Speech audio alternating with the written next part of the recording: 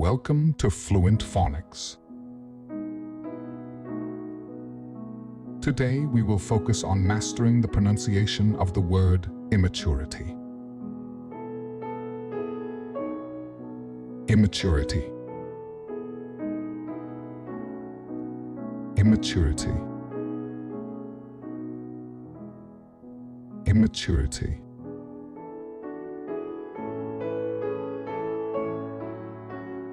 Here's an example of how one might use it in a sentence.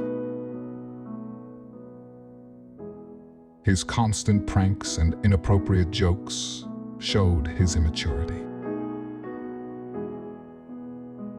Immaturity refers to the lack of emotional or mental maturity, often displayed through childish behavior, lack of responsibility, or poor judgment.